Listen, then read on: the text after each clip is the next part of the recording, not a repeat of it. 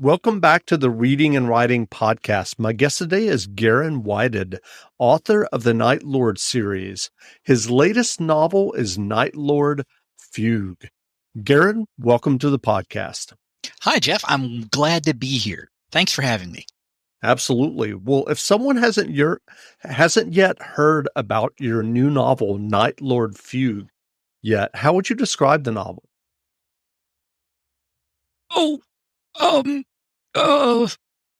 Look, I wrote it, but I didn't know there was going to be a test. Okay. How to describe it? Well, it is the seventh book in a series. Okay. And each of the books is kind of lengthy, third of a million words or more. Okay. There's a lot to unpack. Okay. It is an epic story. And basically in Fugue, we are continuing to follow the adventures of Eric, who is, he started life as a physicist, a perfectly normal human being, taught in a local college, and was involuntarily turned into a vampire, which he rapidly discovered was the least of his problems. And things have just been kind of a nonstop ride since then. Fugue sees him, after he has, due to a lot of complicated things, adopting a baby daughter and raising her, which is awkward when you are an undead creature of evil that occasionally, fries in sunlight. So it's an interesting continuation, I should say, and it leads us into a lot of what's going to happen next. It lays a lot of groundwork for where the series is headed. And I'm curious, do you remember the original idea or impetus that led you to write the Night Lord series? Oh, yes, absolutely, vividly. I was sitting in way back in the old days, we used to have these buildings that were simply dedicated to the idea that you could go there and buy a physical book. Okay, they were called book. No, libraries is where you borrowed them. It was a specific place where you could buy books, whatever they called those buildings. So I sat down with a vampire book from, like the new releases, bestsellers shelf, and I started flipping through it and was, what's the word? Disgusted? Yes, disgusted. I read the whole thing because I'm not going to judge it by the first chapter. Some books start slow, you need to get into it. And when I reached the end of the book, I thought, that's a couple hours of my life I'm not getting back. I mean, I didn't pay anything for the book. I sat there in the place and read it and felt cheated. And the way I put it to myself was, I could eat a pen and tomorrow morning produce a better book than this. Okay? So I started writing the Night Lord series primarily out of spite. Because if this is the kind of thing that's getting published, I can write a book. And 7 Night Lord books later, apparently I was right. And so was that first Night Lord book the first book that you had published? Yes, it was. It took me a while to write it, obviously, because, I had to kind of feel my way into it, go back and revise and rewrite a lot as I learned more about the story and the setup. But by the time I finished the first book, Sunset, I had the whole character arc set up, the whole plot, and his ultimate demise. I mean, I'm sorry, the ultimate end of the series. They say you're supposed to kill your darlings. Okay, well, I will get him yet, my pretties.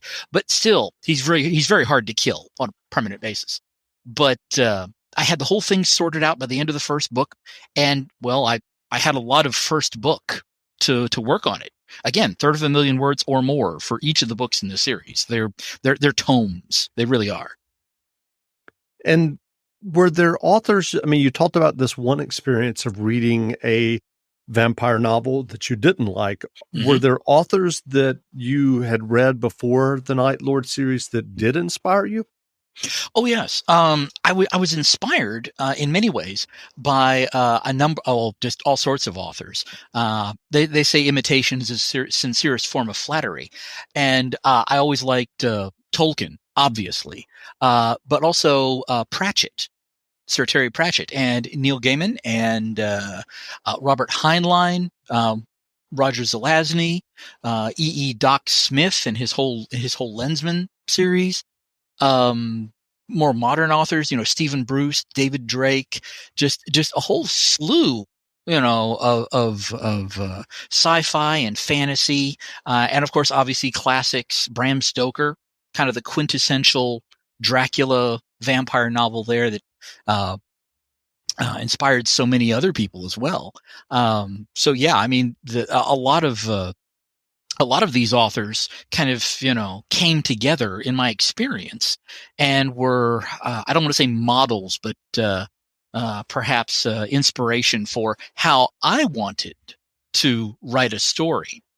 And it just took someone doing a really terrible, terrible job to tell me, look, you are good enough to do this. Go write.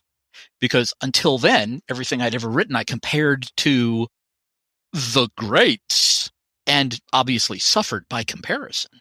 So, well, you mentioned that you have plotted out the series arc. Do you have a sense, given that arc, of how many books will be in the final series? Yes, I planned it to be a trilogy. And now you're 7 books in. Yeah, well, yeah. Look, he's really hard to kill. Okay, I've designed a very durable character, and if I'm going to finish the series in a fashion that has him ultimately, not only be dead but stay dead, you can't just and he got shot, thud, and it's over. No, that's a horrible anticlimax, and I'll be lynched. So there's got to be when you've got a great series, you have to have a great ending. And a terrible example, or an example of what not to do, might be HBO's Game of Thrones and what they've done to the novels. The show ended before the author finished writing all the books.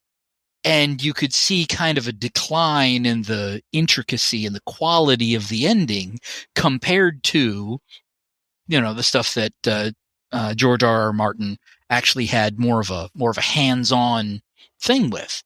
So I planned Night Lord as a trilogy, and it did kind of get away from me a little. But I know where it's going. It's just a question of getting there at this point. So. Sure.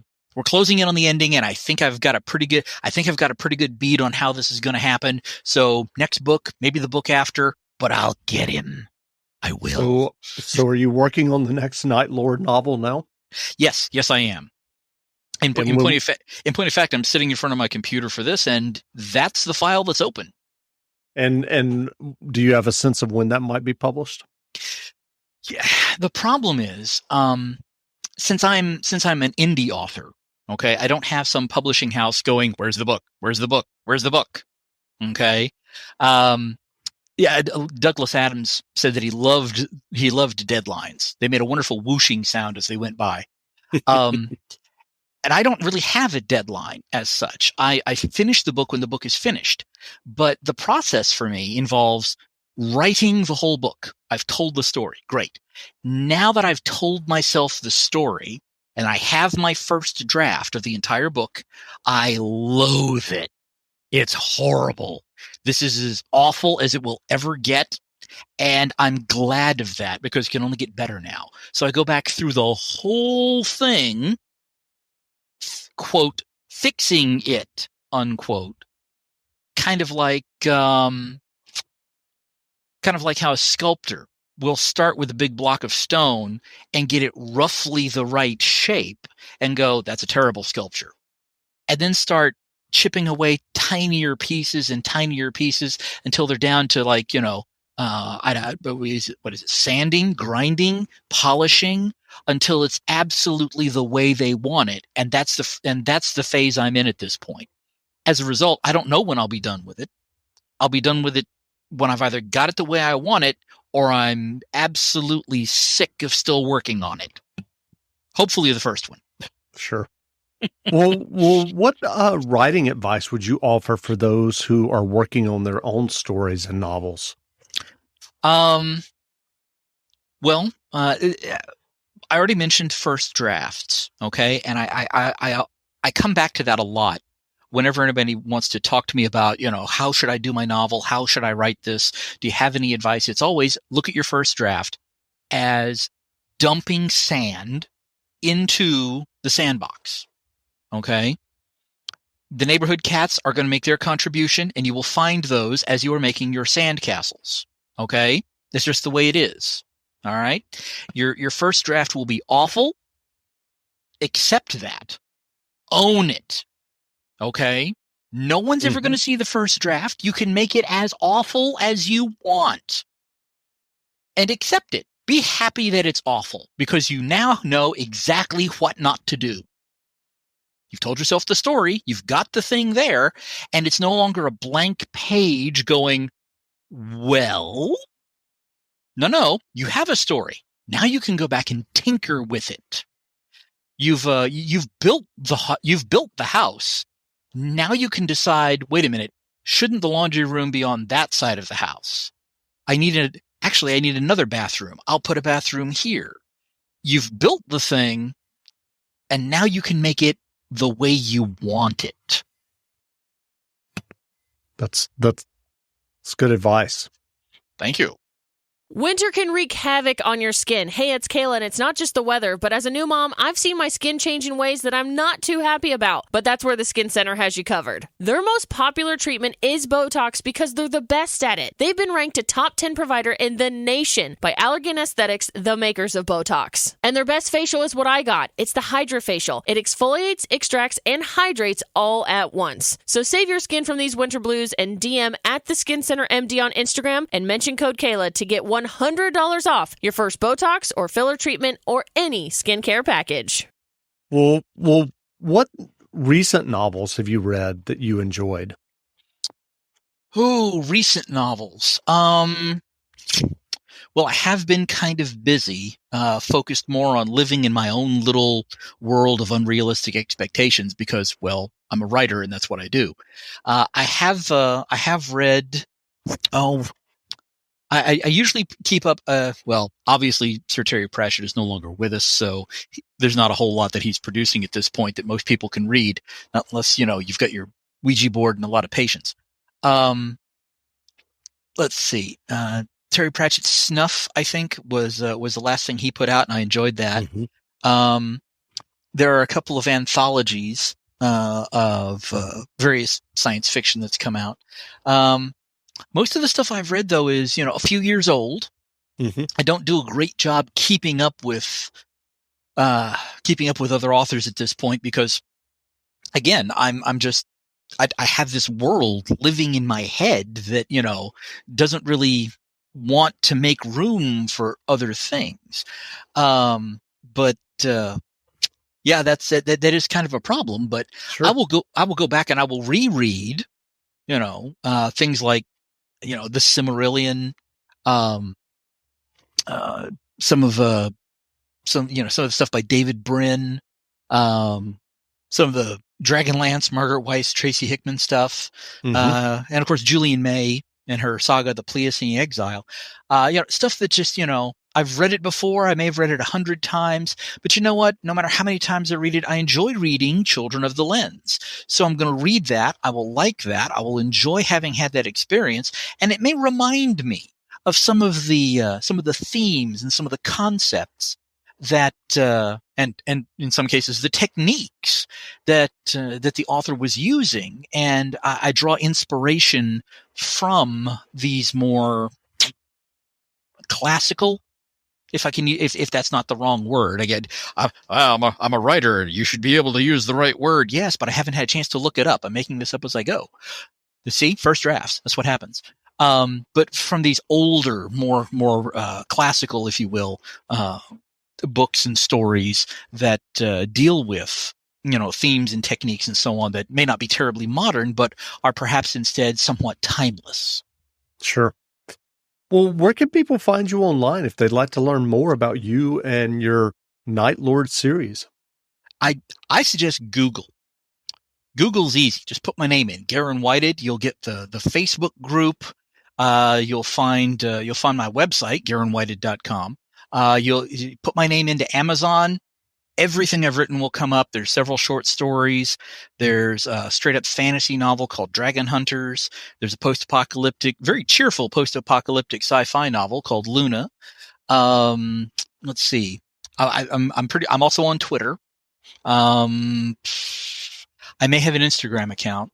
If I do, I haven't paid much attention to it because what am I going to post on Instagram? Another picture of me sitting at my desk? I'm a writer. What? My life is terribly uninteresting if it's not happening inside my head. That's great. Well, again, we've been speaking with Garon Whited, author of the Night Lord series. His latest novel is Night Lord Fugue. The novel is on sale now, so go buy a copy. And Garon, thanks for doing this interview. Well, I've been delighted to be here, Jeff. Thank you very much for having me.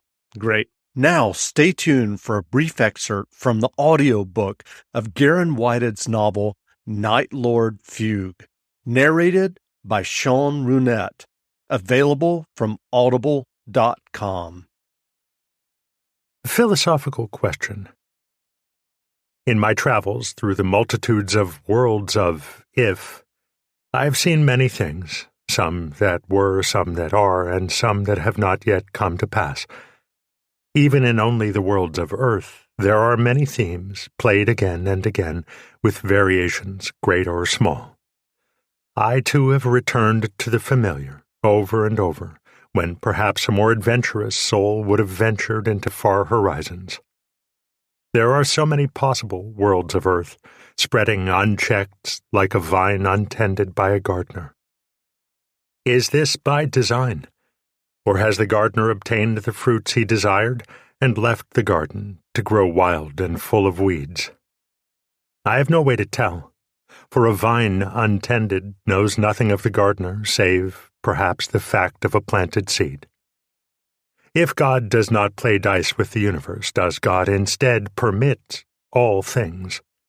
And from these infinite worlds, good, bad, or indifferent, then choose only the things found pleasing? What about the rest of us? Child rearing, first entry. Sometimes I think I need a keeper. To be fair, I do generally manage to feed myself and wash. As an organism, I guess I'm about par. As a functional adult, I accept I am deeply flawed. I know I have a tendency to go off when prodded the wrong way. I recognize it, I understand it, I can't do anything about it, but at least I'm aware of it. Case in point, an infant. I adopted her because she needed someone, and literally no one else was stepping up. What was I thinking? I'm not qualified to parent. I'm barely qualified to babysit. All right, food goes in one end, former food comes out the other end. Somewhere in the middle, there's crying. Up until very recently, this was my total knowledge regarding infants. So, I have a soulless, or so they tell me, infant. The locals want to leave her to die on some mountainside, a ritual form of execution they call a techates. Basically, you find a good spot, put the kid down, and walk away. Kind of like an abysmal return policy on a defective baby, sending it back to the gods. The milk of human kindness curdles quickly. I have a vague impression that there are other reasons in the Tassarian Empire for abandonment of defective babies, but I haven't eaten enough people who would know. A techates is pretty specific, I think, and pertains only to copper-eyed and therefore soulless monsters in human form. Maybe they view any physical aberration as a sign of soullessness, or a defective soul reflected in the external form, or whatever. Their theology is largely man-made, so I question it. This kid has a problem. Nobody wants her. Everybody thinks she should be killed, or rather left to die on her own. Everybody, that is, except a grumpy old vampire with a soft spot for children. Am I going to raise her in Tauta? Obviously not. Where am I going to go? I originally went to Tauta to find a quiet spot to do magical research in preparation for an upcoming ass-kicking. Whether I would be dishing it out or getting dished on was a good question, but let's not go into that here. What I needed now was a quiet spot to fake being normal while trying to raise a human child from infant to adult. Come to that, since I'm seriously underqualified for the role, do I have any business being the one to raise her? Why can't I find Ma and Pa Kent out in some version of Kansas somewhere and let them do it? 2 reasons. First, this infant might really be a soulless monster. I have no way to tell for certain, and any tradition this extreme had to have something to start it. This could mean trouble for the unsuspecting farmer family. Second, the stereotype of the loving Midwestern family is a stereotype, not a fact. Finding an idyllic little family arrangement might take years. I can't automate such a search. I have to go and spy on people and make judgment calls, and I just don't have the time for it. A baby is like a ticking bomb with a countdown timer you can't see. Which reminds me, I have to get diapers. Am I going to use a shift box to target a package of diapers whenever I run low, or am I going to cheat and use cleaning spells? There's a silly question. Of course I'm going to cheat. I need all the help I can get. I guess the big question is exactly how I'm going to cheat. What am I going to do? Well, first off, she needs a name, then a home, then I have an education to plan out, and serious decisions to make. Will I teach her magic? She's going to grow up around it. Will I tell her what I am and what I need to eat? Will I tell her she's adopted and why she had to be adopted? More broadly, what secrets will I be able to keep? Of those, what secrets should I keep? If I'm going to turn a baby into a functional adult, do I have to become a functional adult? Or is it reasonable and acceptable to shoot for an ideal I haven't achieved? Okay. I can do this. No, I can't do this. I can learn to do this. I'll spend the next hour going over baby names, then I'll start in on finding a comfortable, stable world. Not one where I can get a lot done in terms of my future projects, perhaps, but one where I have a lot of time to focus on an infant. Since I don't sleep, I can at least get some thinking done while she naps. I'm definitely going to need a time ticker gate in Tauta.